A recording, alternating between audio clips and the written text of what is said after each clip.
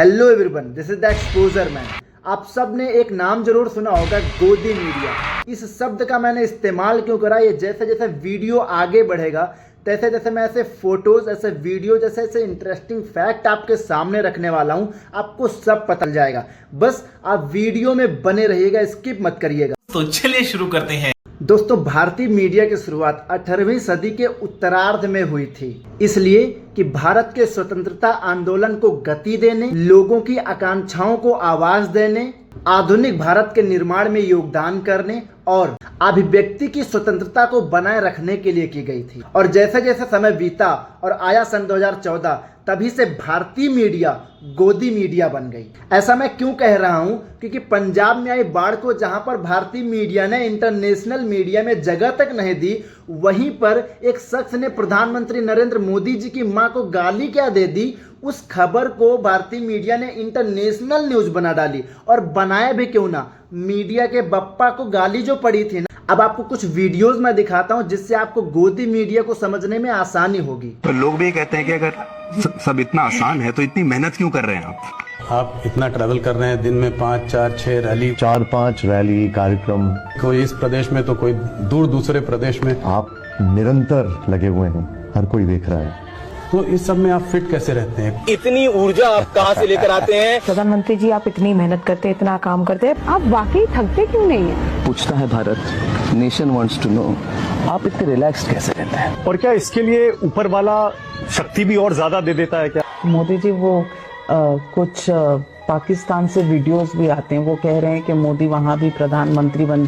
तो देख लिया आपने, ये है गोदी मीडिया का सच। जिस देश में 5.20% लोग पढ़े लिखे होने के बावजूद बेरोजगार हों, उस देश के प्राइम मिनिस्टर से गोदी मीडिया सवाल पूछती है कि सर आप 18-18 घंटे काम करते हो, आप थकते नहीं हो? जिस देश में ज्यादातर लोग भूखे सो जाते हैं सड़कों पर, उस देश के प्रधानमंत्री से अक्षय कुमार जी सवाल पूछते हैं कि सर आप आम चूस कर खाते हो या काट कर खाते हो? क्या हमारे प्रधानमंत्री आम खाते हैं? ये भी उसका क्वेश्चन है कि आम खाते हैं, और अगर खाते हैं तो क्या काट के खाते हैं या ऐसे गुठली के साथ खाते हैं? अपनी जेब में पर्स रखते हैं क्या? पर्स रखते हैं क्या? बटुआ जिसके अंदर पैसे होते हैं।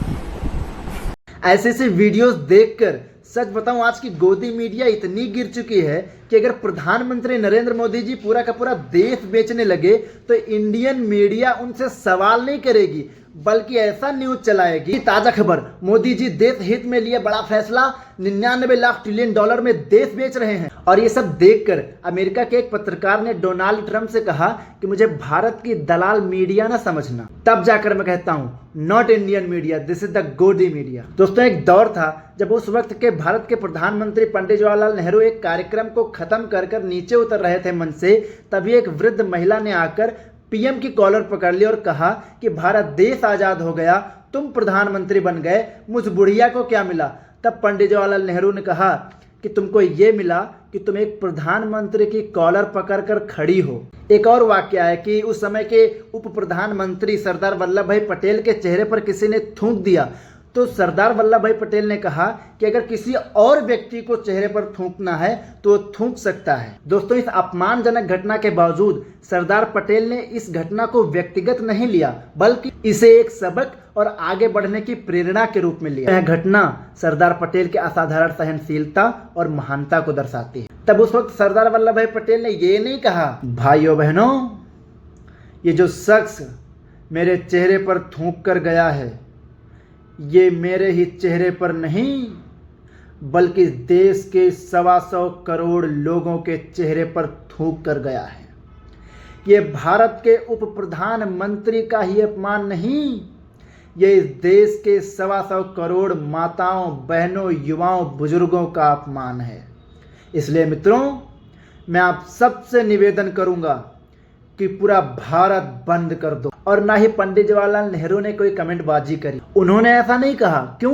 क्योंकि वो इनकी तरह अनपढ़ नहीं थे, वो था एक दौर। और एक हमारे मोदी जी हैं जिनको एक शख्स ने माँ की गाली क्या दे दी, कैमरा के सामने आकर रोने लगे, और भारतीय गोदी मीडिया ने मोदी जी के आंसू भी नहीं निकले फिर भी इस न्यूज को इंटरनेशनल न्यूज बना डाला। सो आशा करता हूं कि आप लोगों को आज की गोदी मीडिया का सच पता चल गया होगा। उम्मीद करता हूं कि आप लोग इनकी झूठी खबरों से दूरी बनाकर रखेंगे। Thank you very much. God bless you. Thank